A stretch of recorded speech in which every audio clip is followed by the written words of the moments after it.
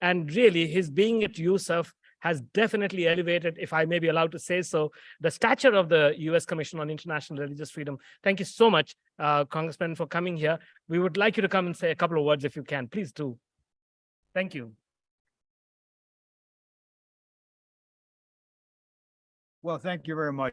It's good to be here. USCIRF cares very, very deeply about this. You're going to hear from our fellow commissioner, Mr. David Curry, but thank you for the work, and hopefully that we'll begin to see things change. I think things can change if you put pressure on, so pressure will be put on. God bless you, and thanks for having me.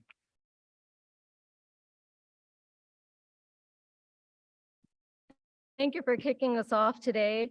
Good afternoon, everyone. Good afternoon, everyone. Can everyone hear me okay?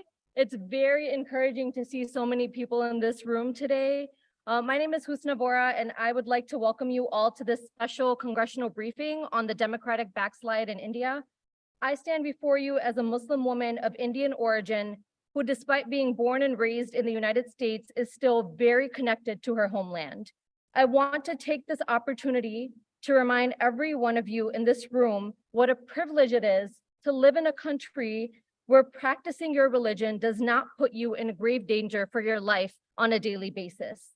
The Muslims, Christians, Sikhs, Adivasis, Dalits, and other religious minorities in India do not have the same privilege.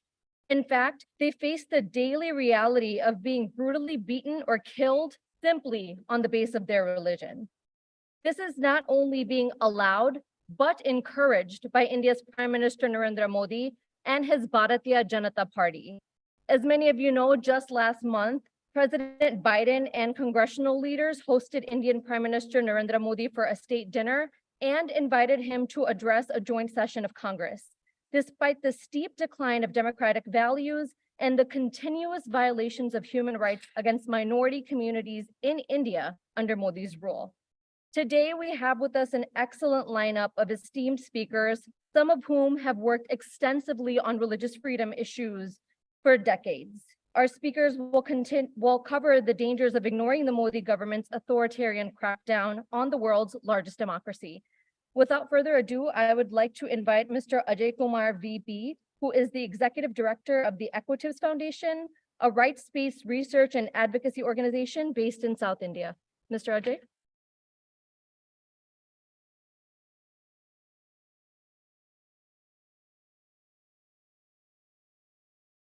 Thank you, Sanna.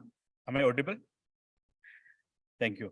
And it's a privilege to be, stand before you and share a few of my thoughts. I am from the down south India, belong to a community called Dalits. You probably heard of in the religion called Hinduism. Louder? Oh, okay. The caste system among Hindu religion sanction the lowest strata of the system, the people discriminate. It was not an old story. This year, there are 68,000 instances of atrocities booked by the government against Dalits. And this is the government statistics. This is including murder, dacoity, attempt to murder, rape, molestation, and so on. And this number is actually increased after the present government came into power last to about a decade now. Not only that, the impunity enjoyed by the perpetrators who are committing this crime is more or less legalized and is given a kind of a societal sanction. And that's the state of affairs about the Dalits, Adivasis, and Muslims in India. I can give you any amount of statistical data, details about these crimes, the violence against this community in India. It can be about the crimes, our development index, anything.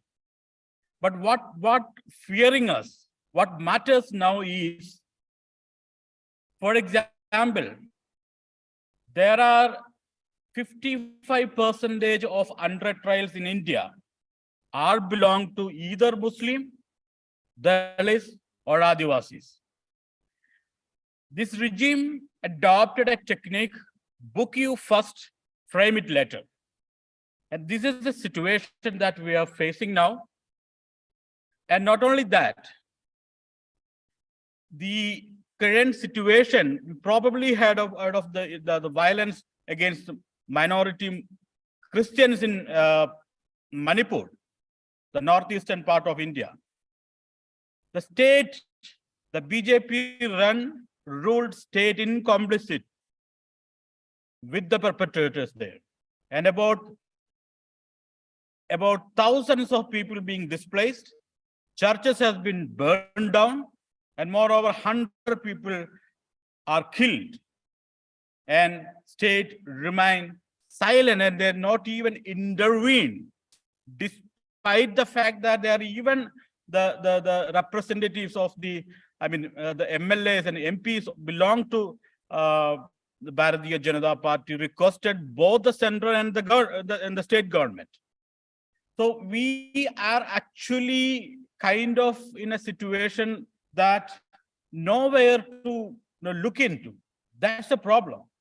It's a kind of it's not the head of, and I would like to say it's not a head of, it's a headless state now, as far as the minorities and the marginalized are concerned. So friends, I request, though we call ourselves as the largest democracy in the world, but this is what the democracy works in India.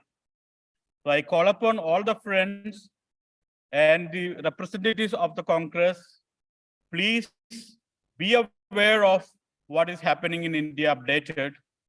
And if you inviting people like Modi to the Capitol Hills, it looks like you're having the dinner with somebody who has the blood in his hand. Thank you very much.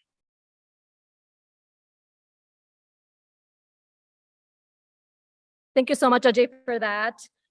Before I bring up our next speaker, I did just want to let everyone know that Representative Rashida Tlaib will be joining us a little bit later. So if everyone can stay for the entirety, you will get to see her. Our next speaker will be Commissioner David Curry from the United States Commission on International Religious Freedom. He is also the president and CEO of Global Christian Relief, an international ministry that advocates on behalf of those who are persecuted for their Christian faith. Global Christian Relief works to support Christians in the most oppressive countries in the world. Commissioner Curry. Sure, thank you. Thank you, everyone, for having me here today. I hope I'll speak loud enough for you all to hear me. My name is David Curry. I'm a commissioner at the U.S. Commission on International Religious Freedom, also called USCIRF. And I want to thank so much the coalition of organizations that put this event together today and for inviting me to be part of it. I'm honored to be here with you and stand on behalf of this. It's a personal issue for me. When I was a young man, my mentor was, I had two mentors, Mark and Fulton Buntain, who had a work to feed the hungry and the poor in Calcutta alongside Mother Teresa. So I've grown up caring about this place and these people. And Mark never stopped to ask if the people, the thousands they would feed every day, if they were Hindu or if they were Muslim or if they were Christian, he just cared about them because they were human beings. But today I'm speaking on behalf of USCIRF. And as many of you know, USCIRF is an independent, bipartisan U.S. federal government body that's dedicated to promoting the universal right to freedom of religion or belief. And we seek to defend religious freedom internationally for people of all faiths, or for people, and this is critically important, that don't have a faith. Throughout the year, we're monitoring religious freedom conditions and make policy recommendations to the President, Department of State, and Congress. The topic of today's briefing is appropriately titled Why the U.S. Must Designate India as a Country of Particular Concern. In the days and weeks following Prime Minister Modi's visit to Washington, this discussion is particularly important and timely. During Prime Minister Modi's state visit, we publicly urged the Biden administration to raise religious freedom concerns in its discussions with the Indian government. Religious freedom was mentioned briefly during the visit, but was not a focal point. When directly asked, Modi denied that discrimination of religious minorities existed in India, suggesting that steps did not need to be taken. And we could not more strongly disagree. In 2020, USCIRF recommended the State Department designate India as a country of particular concern, or CPC, for its systematic, ongoing, and egregious violations of religious freedom. We made this recommendation again most recently in our 2023 report. In the time I have today, I would like to go through each of these criteria and highlight just a few of the examples and instances of violations that USCIRF is tracking. USCIRF's report shows that for the last several years, the Indian government at the national, state, and local levels has promoted and enforced laws and policies that undermine the religious freedom of its citizens. This has been both systematic and ongoing. In particular, state governments have implemented a number of legal restrictions on religious conversion, the ability for people to choose their own faith and what they believe, on religious dress, interfaith marriage, cow slaughter that negatively impact Muslims, Christians, Sikhs, Dalits, and indigenous and scheduled tribal people. The national government also continued to suppress critical voices, particularly religious minorities and those advocating on their behalf, including using surveillance, harassment, demolition of property, and detention under the Unlawful Activities Prevention Act. State-level anti-conversion laws enable and encourage Hindu nationalists to target and discriminate against religious minorities under the guise of protecting Hindu faith and upholding state laws. Currently, 12 Indian states have legislation prohibiting religious conversion based on force, allurement, inducement, or fraud. However, these laws contain such broad definitions that they can be interpreted as prohibiting any kind of conversion, whether consensual or not. Anti-conversion laws are increasingly targeted interfaith marriages and interfaith couples. Under the Special Marriage Act, interfaith marriage requires a 30-day notice period, essentially allowing the opportunity for individuals to object to the marriage. In practice, anti-conversion laws targeting interfaith marriage restrain an individual's constitutional right to convert and choose their own faith, and curtail the right to choose one's partner. These laws carry penalties of hefty fines and imprisonment. The application of these policies by government officials has created a culture of impunity for national campaigns of harassment and violence, particularly towards Muslims and Christians. And I would add here that at least 3 or 4 days a week, I get videos and notes and pictures of the horrendous violence that I'm describing here. So it's not something, and I've been there myself, of course, and seen it. I refer to these anti-conversion laws as the Hotel California laws. In other words, you can check out anytime you want, but you can never leave. You have to have the ability to choose your own faith and have your own ideas. At the national level, the pilot implementation of the proposed National Register of Citizens, or the NRC, in the state of Assam continues to exacerbate fears of losing citizenship among Muslims who lack protection under the 2019 Citizen Amendment Act, which provides a pathway to citizenship for non-Muslim from Afghanistan, Bangladesh, Pakistan, in conjunction with the government's proposed NRC requiring residents to provide proof of citizenship. And it could subject Indian Muslims and others not covered to statelessness deportation, or prolonged detention. Although its proponents argue that this is intended to help persecuted religious minorities, the law does not include other vulnerable religious communities such as Rohingya Muslims, Ahmadiyya Muslims, Hazara Shia Muslims, or Baha'i in its neighboring countries. Across India, there are many examples of particularly egregious instances of discrimination and targeted violence against religious minorities.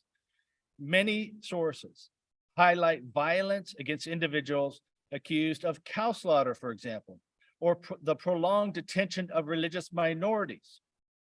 Most recently, however, reports continue to highlight alarming instances of violence against Christian tribal groups in the Manipur state. This has been going on since May. And over 50,000 people have been displaced and over 100 lives have been lost during the ongoing conflict between the state's majority Meitei community and the predominantly Christian Kuki population.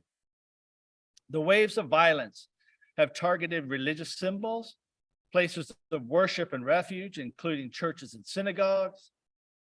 And in total, more than 250 churches in different denominations and 2 synagogues have been burned and damaged across the state. And while this was happening, Prime Minister Modi was right across the street, denying it.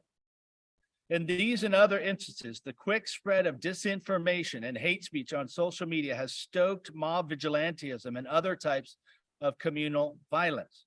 These are just some of the examples that highlight the particularly severe religious freedom violations taking place in India that warrant its designation as a country of particular concern.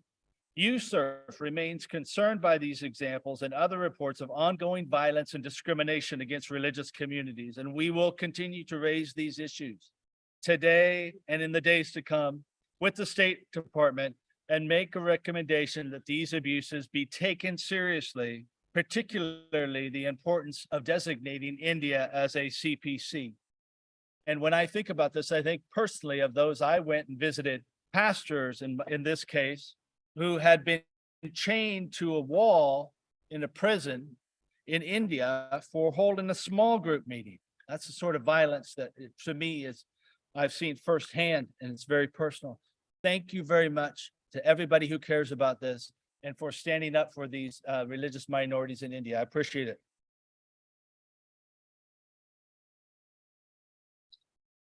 Thank you so much, Commissioner Curry, for joining us and for those very powerful remarks. I just want to take a minute before our next speaker to thank the co-sponsors of today's event.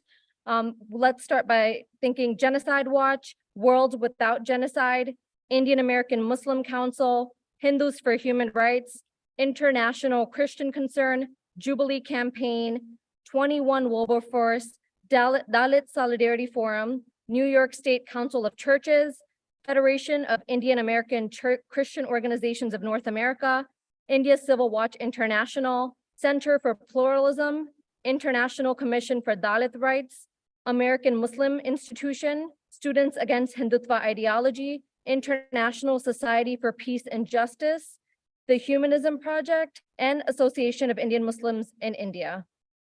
And with that, I will call up our next speaker, UN Special Rapporteur on Minority Rights, Dr. Fernand de Varney. Since he assumed his responsibility in August of 2017, his work and commitment focus on the human rights of minorities, as well as the prevention of ethnic conflicts, the rights of migrants, the relationship between ethnicity, human rights, and democracies, and the use of federalism and other forms of autonomy arrangements to balance competing cultural interests. Dr. Varney?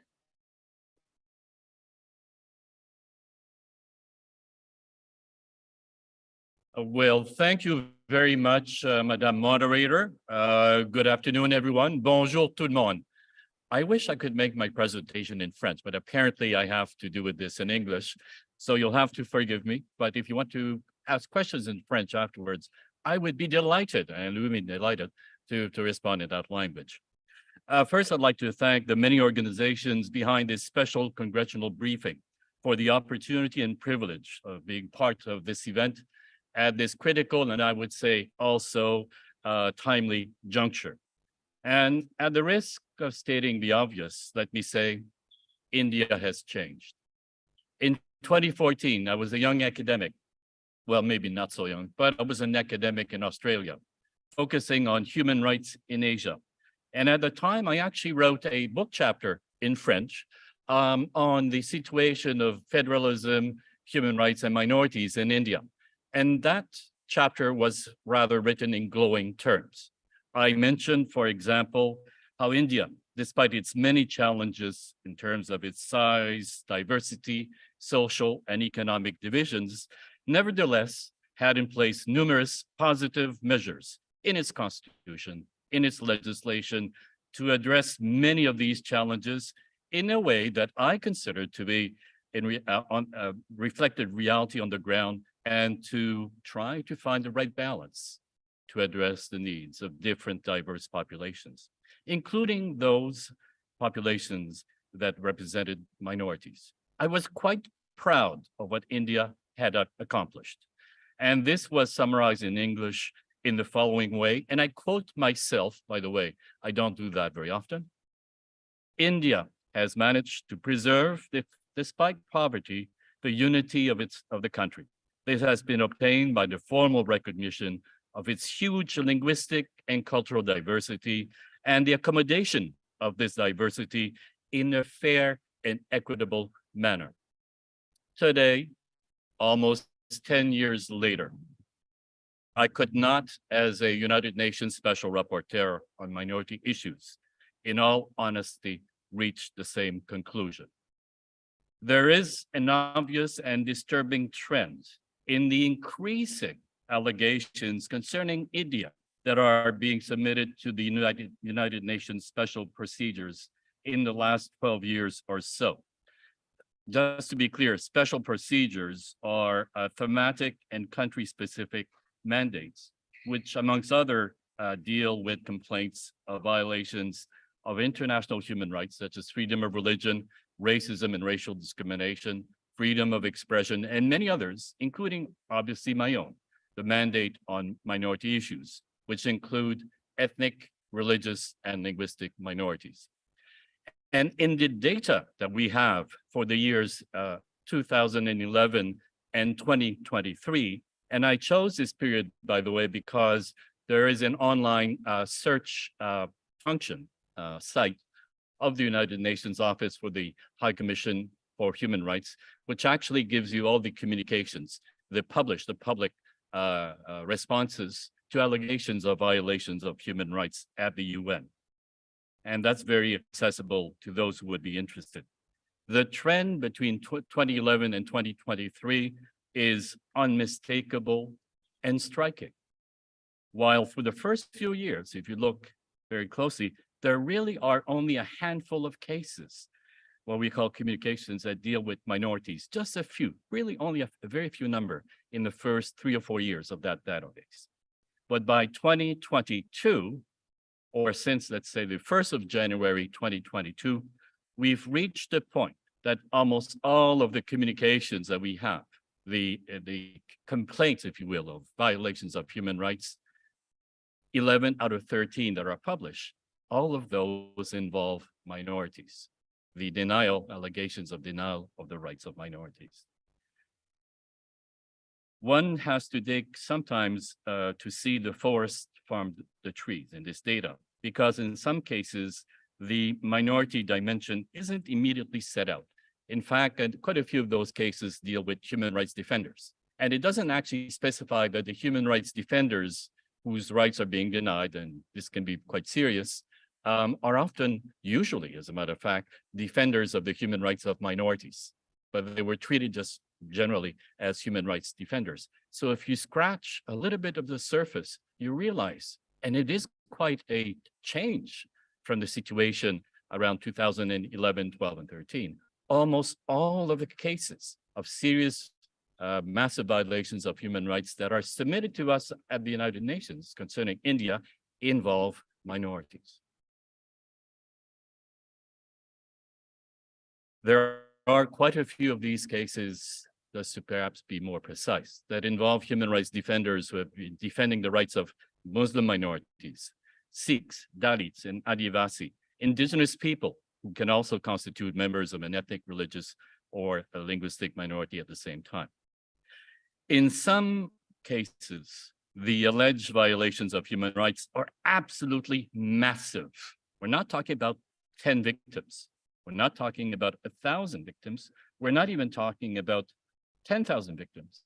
We are talking literally in some cases of millions of people, millions of members of minorities who are directly affected in some of these allegations of violations of human rights. Think about that for a moment. One allegation involving millions of individuals, and this is occurring more than one time. So let me repeat so that we understand the scale here, but also the systemic nature of what is occurring in India. When you have millions whose citizenship is denied, millions whose rights to political participation and representation are curtailed, hundreds of thousands whose livelihood and that of their children is threatened, it's hard to conclude that this is not part of intentional policies by authorities. What sometimes is omitted, however, and even we at the United Nations sometimes, in my opinion, don't acknowledge this and focus on this sufficiently, is that the main targets of these massive violations of human rights, the main victims, are usually mainly, overwhelmingly, specific targeted minorities. As myself and other colleagues have concluded, we're seeing massive discriminatory legislation and policies, often on the grounds of religion, ethnicity, even occasionally on language. And that's what's involved, as I've warned in a number of reports, including on statelessness and hate speech in social media, to be very specific. The world is facing an impending humanitarian crisis, and worse, if we're not careful, if we don't respond appropriately, if the United Nations doesn't acknowledge that here is a situation which will create instability in the region, perhaps in the world, if we do not address, because we're dealing with millions of people. Think what has happened with the Rohingya in Myanmar. 1 million members of a minority who were denied citizenship.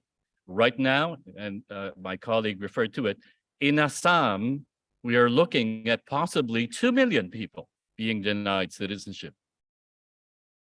And possibly more, because there are other parts of India who are looking at this model, the Assam model of determination of citizenship for their own area. We are talking millions of possibly stateless or people becoming stateless, no citizenship. And if you think about the vulnerability of not only yourself, but your family, your children, because if you're denied citizenship, access to employment, to land, to even education can be very easily denied. We are creating the conditions of potentially dramatic humanitarian crisis right in front of our eyes right now. The international community did not respond at the right time in relation to the Rohingya. And look at the mess we have today. 1 million. Think what could happen if we allow 2, 3, maybe more, 4 million people denied citizenship. And there is clearly discriminatory legislation, as my mandate and others have pointed out, in the laws that allow a distinct pathway to obtaining citizenship, as was mentioned also earlier. There is a legislation called the Citizenship Amendment Act, which actually excludes Muslims from the pathways to citizenship and actually prefers individuals of particular religions. Not only the quantity, but qualitatively, things have also changed dramatically in India. The list of human rights violations, the communications that we have received at the United Nations are, I think I can use the word deeply disturbing. Harassment, arrest, detention, and even disappearance of human rights defenders. Usually by the way, these human rights defenders who disappear quite often are those who defend minorities. Extrajudicial killings, torture, lynchings. Again, more often than not, if you start looking very closely, they involve minorities. The victims are minorities more often than not. Usually Muslims, let's be honest, the numbers are there. The dramatic and again disturbing rise of hate speech in social and other media, including even calls to genocide against certain minorities, specifically Muslim minority in some contexts. Not by anyone, by the way, different individuals, yes, but sometimes high-profile individuals with little or no consequences. You have also the specific targeting and dehumanizing of minority women. We've seen it with Dalit women. We've seen it with Muslim women also, even in the case of certain software programs that are used on the internet. I won't go into the details. The loss and destruction of property of religious and other minorities, including places of worship, restrictions on their livelihood or access to education, the list goes on and on. But I'd like to actually illustrate what we mean. It's sometimes by being very general, we don't really capture the horrific nature of what is being done. We have situations, for example, where minority Dalit and Adivasi human rights defenders have been threatened and attacked. Police protection, for some reason, does not appear or disappears for these human rights defenders. We have the arrest and torture of human rights defenders, and even the death of at least one, and I think there are more, of a Muslim minority right defender in police in custody.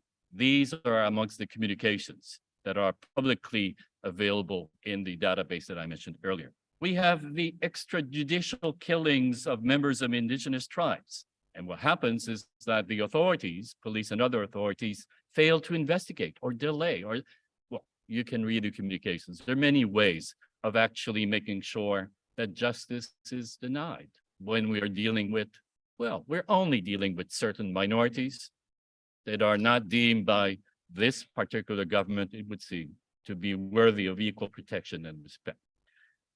Female minority Muslim students are prevented from wearing the jihad.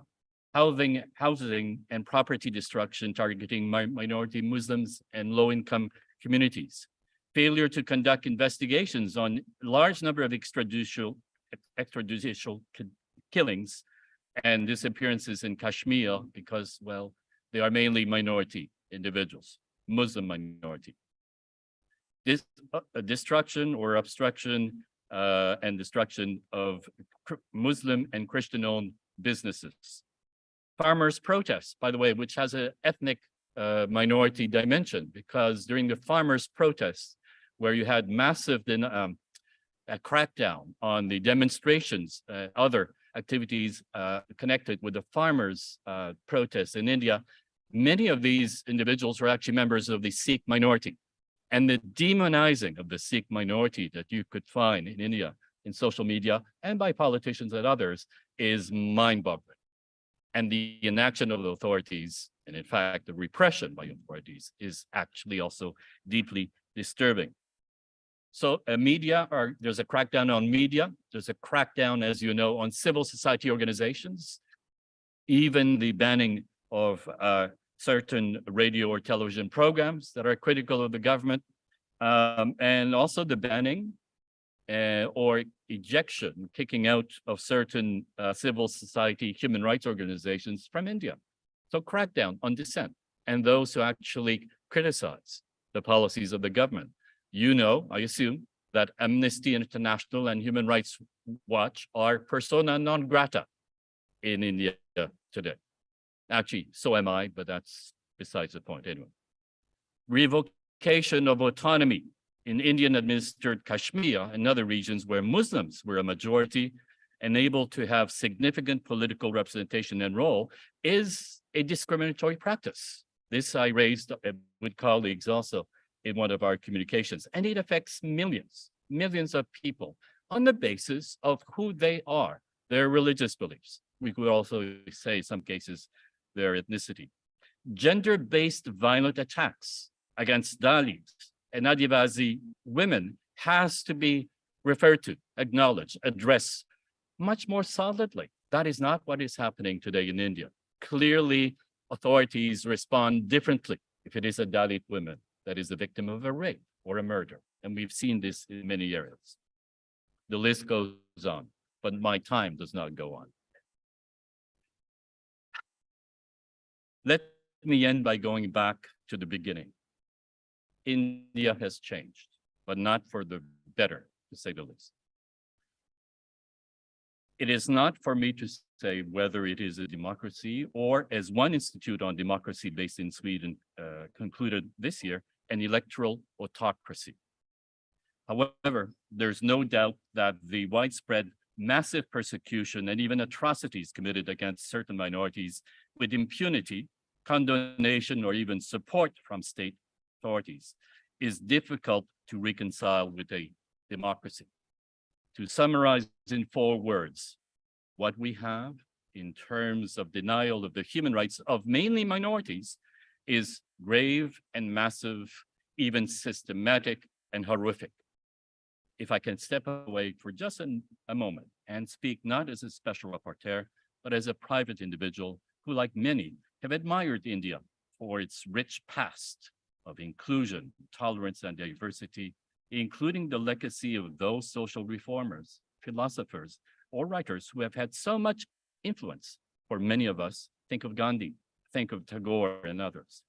What we are not seeing is a perversion of what India can, has been, and should be.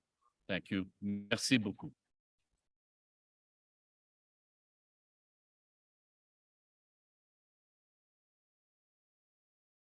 Thank you, Dr. Varney, for not only speaking today, but taking an early flight out of Montreal yesterday, having a connection and making sure that you got to DC so you could be here.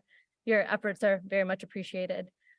I did want to remind everyone again that Representative Rashida Tlaib will be here any moment now, but I would like to call up the Advocacy Director of Indian American Muslim Council, Mr. Ajit Sahi.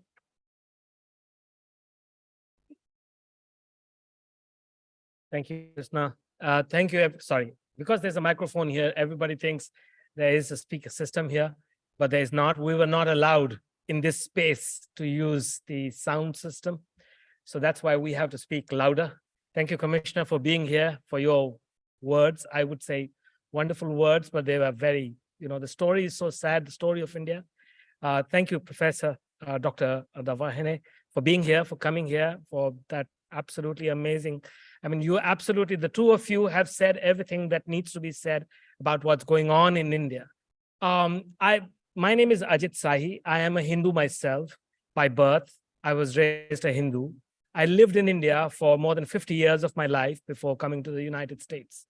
So what's going on in India is very personal for me. I was born and raised. Because I'm a Hindu, I'm part of the 80% of the people. Even the white people are not 80% in America. I'm from a religion in India that is 80%. The minorities, religious minorities, are 20%. And of course, in a country the size of India, that's still a lot.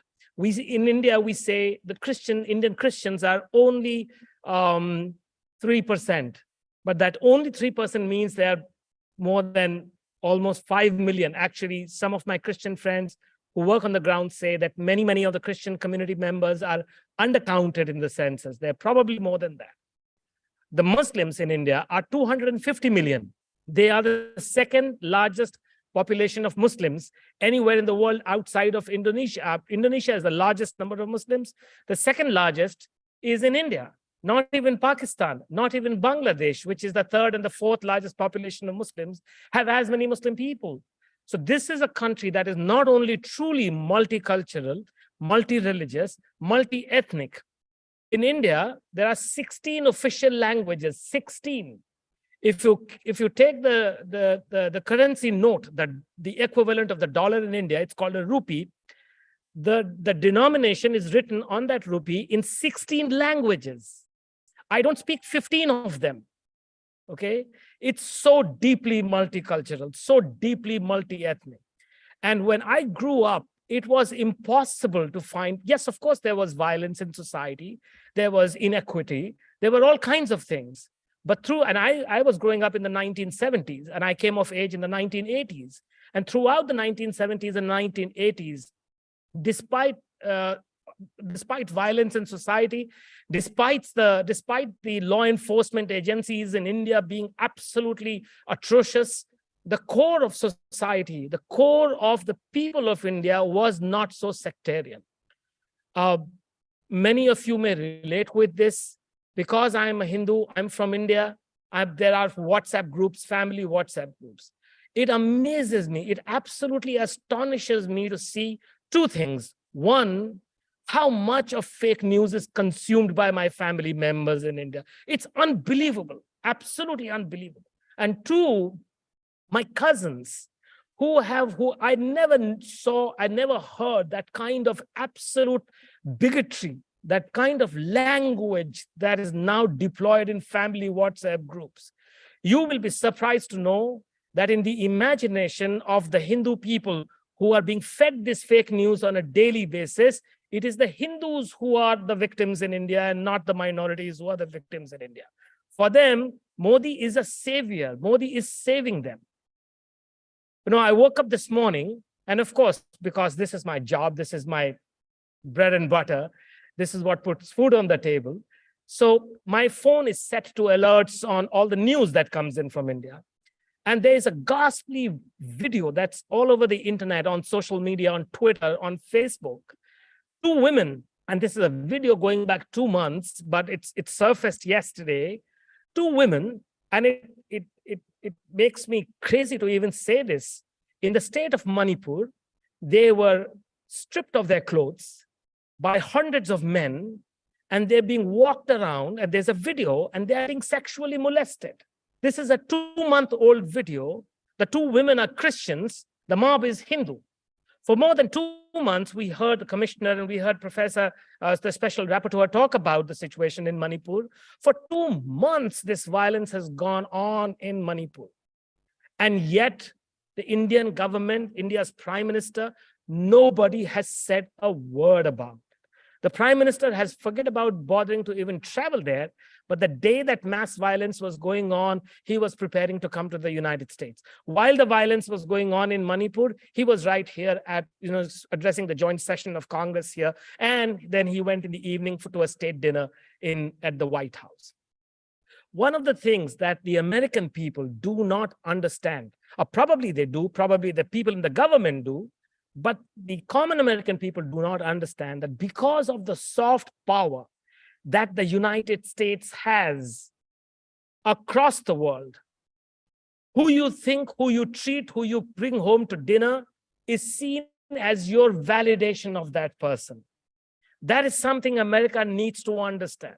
When you give a state dinner to Narendra Modi, he uses that to validate his atrocious rule in India.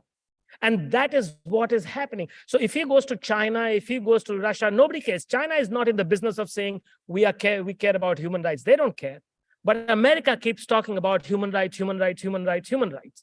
So if you are going to be the good guy in the room, you can't just talk the talk. You have to walk the talk. About 3 weeks before Mr. Modi came to the United States in the 3rd week of June, about 6 of us were invited for a meeting with top officials at the National Security Council here, which is, of course, as you know, in the Eisenhower building right next to the Oval Office. And we had about an hour of a meeting with some top officials there. And they started by asking, and who were we? We were a bunch of civil rights activists in Washington, D.C. And what did they say? They said, okay, come on, tell us. We would love to know from you, since Modi is visiting here, what's going on in India? What would you like to tell us? And so, of course, many of my colleagues, they spoke, they talked about, gave harrowing details about what's going on in India. And at the same time, and of course, they were taking notes and everything. When my turn came, I said to them, and I was very serious about it, and I said, look, thank you so much for having us here, but I am truly confused. What is it? What information can we, a group of civil rights activists with limited resources, what information can we bring to you that you as the United States government do not already know? You have consulates in India, you have a foot in India, you have the strength of the civil society, the news media, the New York Times, the Wall Street Journal, the Washington Post. You have hundreds of officials in India. Why would you need us to come to you and give you information? What is it that we can bring you? There's nothing that you do not know already. Why are you asking us? Last week, Arundhati Roy, she is one of the best known, public intellectuals in India. She won the Booker Prize for literature. She's one of the best known intellectuals from India. She's highly respected in America. She wrote an op-ed last week in the New York Times. And she said it has been said, and she writes that it has been said a lot of times that we need to speak truth to power. This is absolute rubbish. Power knows the truth already. The United States government, President Biden, the US Congress, the leaders of both political parties, they know what's going on in India. There's nothing that's hidden. But you are literally, not figuratively, literally, not only condoning the behavior of the Indian administration, but you are actually encouraging it to continue behaving the way, it has been. And absolutely on cue, 3 days after Mr. Modi landed in India, after his visit to the United States last month, what does he do? He immediately goes to a public meeting and he says, we are going to bring something that in India is known as a uniform civil code. Now, what is a uniform civil code? Now, in America, we have one law for everybody. Of course, we have some laws different for the Native American people, some of those laws, the reservations and all that. But broadly speaking, we have the same civil law for people in this country. Not so in India, not so in many countries of the world where, which are made of different ethnicities, and they have different rules. They have different laws governing succession, marriage, divorce, stuff like that. It was the promise of the Indian Constitution back in 1950 that all communities will have their separate laws. Now, only because they don't want the Christians and the Muslims and the indigenous people to have their own social cultural laws, they have been pushing for 70 years for something called a uniform civil code without any consultation with any community. And that's the first thing that Mr. Modi went back and announced that he's going to bring. Commissioner Curry, sir, we would like to urge USCIRF to take a look at this uniform civil code debate. It's a very important debate. You need to look at it from the point of view of the communities that will be affected in India. That is fundamentally another way of curbing religious freedoms of the communities in India. What we need to completely understand is that the United States turning a blind eye to bad stuff going down in India is not going to help the United States. This is the last part of the argument that I want to make before all of you. One of the things we constantly hear, and we are also told, when we have meetings with officials from the United States Department of State, from the United States, even with the National Security Council, every time we meet with members of Congress, we hear that, China, we are opposed to China. We need to have, friends in the region. India is a friend, so on and so forth. Let me tell you something. India, like United States, is a union of states. In the US, there are 50 states. In India, there are 28 states. There were 29, but 5 years ago, Mr. Modi unilaterally, without consultation with the people of one state, which is Jammu and Kashmir, he stripped the autonomy of that state. He stripped that state of statehood. Imagine if this were to happen, if a US president were to unilaterally strip the statehood of Texas or statehood of Maryland or Virginia, that sort of thing he did. And one of the states is called Manipur. Now, India has a long border with China. In the last 4 years, there have been many clashes between Chinese and Indian militaries. China has been gobbling up Indian territory, right? And in Manipur, the state that I talked about at the beginning, where the mass violence has happened, is a border state with Myanmar. And Myanmar is currently completely a vassal state of the People's Republic of China. It does not advance the national security interests of the United States if there is internal hostility, social hostility inside India. India cannot be a reliable partner to the United States. That is an argument that more and more people are now beginning to understand. So I think this is important for the political process in America to understand. It is very myopic of the US politicians, US leaders to think that just because India is buying a lot of defense equipment from the United States. Therefore, it's going to be a reliable partner. That's not going to happen. We have the examples of Pakistan. Pakistan and United States were great partners in the 1980s. Now, Pakistan is America is, American diplomats cannot even walk the streets of Pakistan without security. It's a hostile territory now for America. Likewise with Afghanistan. There's so many countries. So America needs to understand that it needs to side with democracy, with freedoms, with liberty in India. If you really want a strong relationship, that's where you need to go. I'm going to stop here. We were expecting Congresswoman Rashida Tlaib, perhaps she could be here. It's 2 o'clock. We heard from her office that she is going to be here around 2 o'clock, between 2 and 2:15. If you have any questions, I see that Commissioner Curry has left, but we have the United Nations Special Rapporteur with us, and it's a rare opportunity to meet with him because he does not live in the United States. He's in Canada. He travels across the world. So if any of you have any questions, please feel free to ask him. Would you like to come here then? Or why don't you come here? Thank you so much. Thank you. Any questions? Just be nice to me, okay?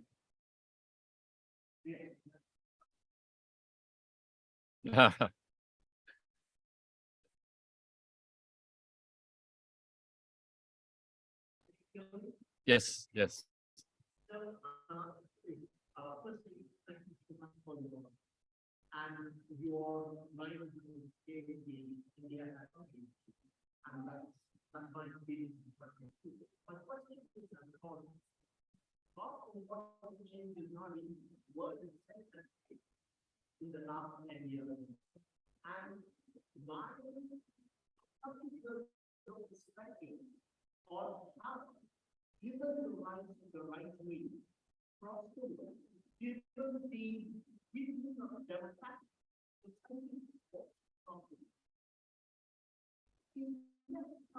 that minorities thinking of doing differently in order to protect themselves.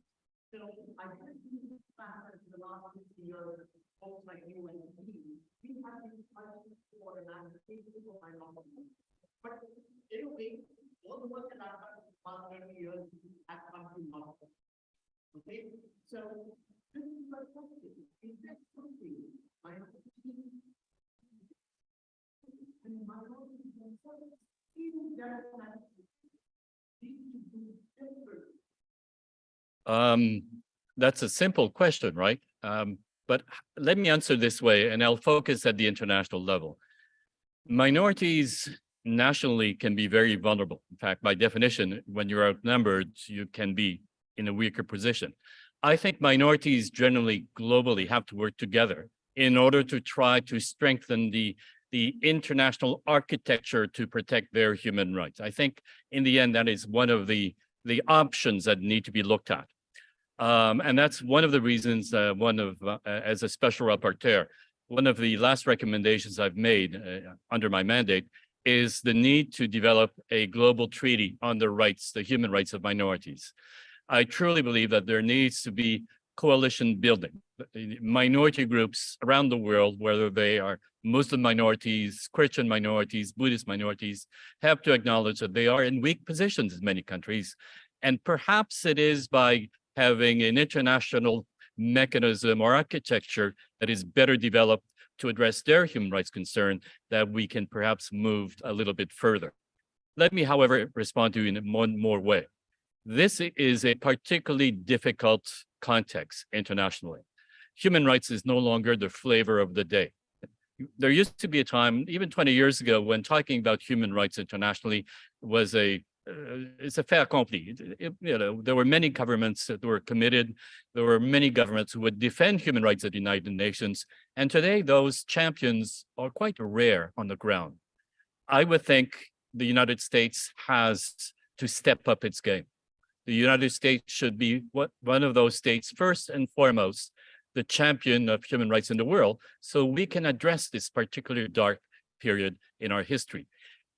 And history is cyclical. We are going down a really bad patch right now. But to me, these are some of the directions the pathways that we have to consider. And as a realistic optimist or an optimistic realist, I'm not quite sure the nuance there.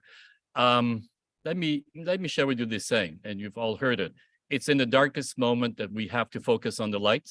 Right now, we are in some of the most dark period of recent modern history in relation to the treatment of minorities, linked quite often to a new nationalism, which is emerging in many countries, and exclusionary, discriminatory nationalism in many countries. But now is the time that we have to work together, including with those countries that are still committed to international human rights, including the United States, or should be, Canada, my own country, and others. We need to focus on the light to try to improve what we're doing. The human rights story that emerged after the Second World War is not a completed story. It's an unfinished story, and we need to acknowledge that, particularly at the international level. Thank you.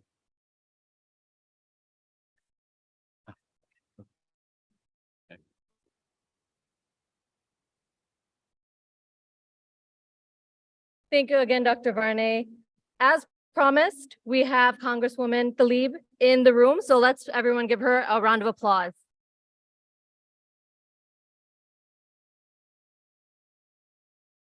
So I was told that I have to speak a little louder because we don't have much sound here. I think brother doesn't know that I am the eldest of 14 children, so I know exactly how to be very, very loud. But thank you all so much. Thank you for the interest, especially on House Res 542 and all the work that you all are doing in the crisis, on the crisis of religious freedom in India.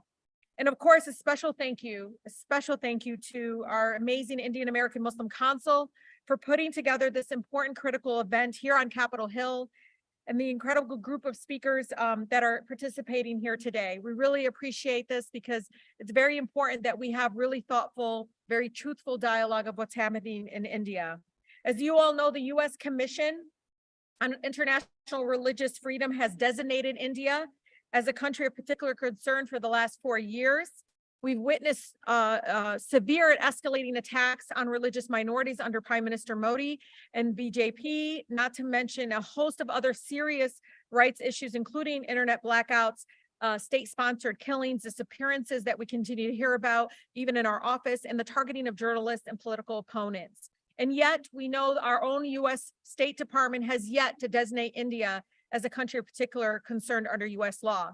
So I want to thank Congresswoman Omar's leadership and courage in introducing House Resolution 542, makes the case, of course, and takes that step forward.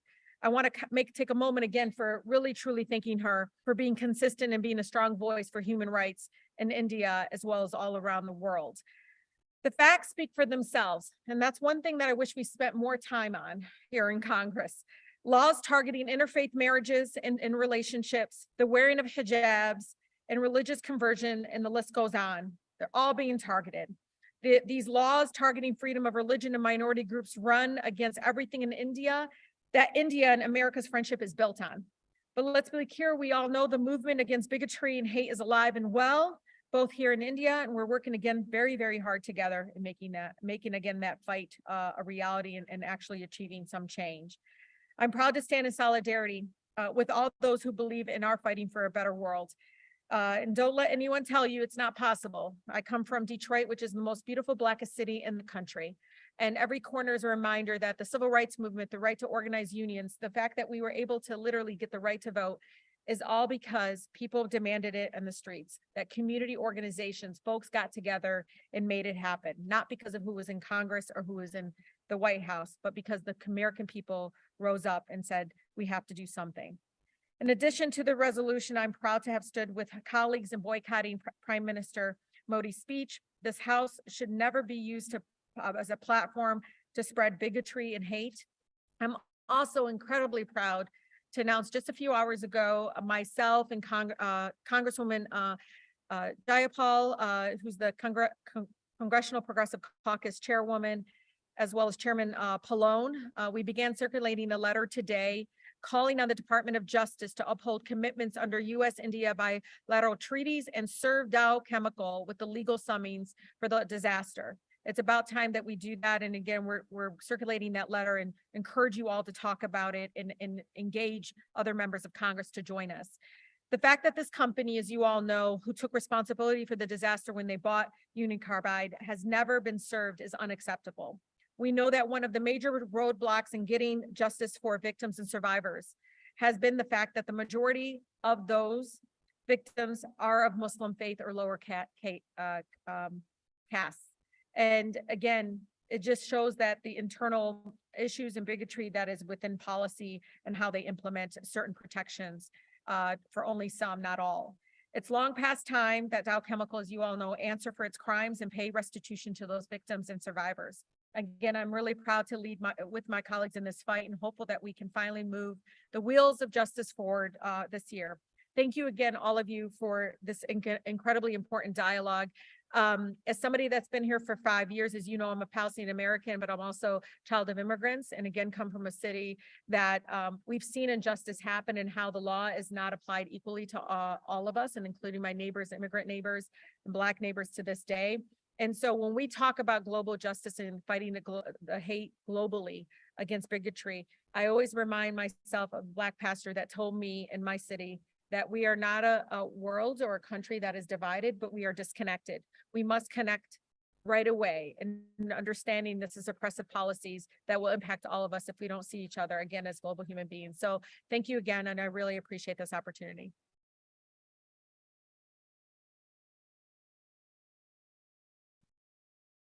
Thank you, Congresswoman Tlaib. I also want to thank our other speakers today, Mr. Ajay Kumar, Dr. Varney, Commissioner David Curry, and Mr. Ajit Sahi for making this a wonderful program.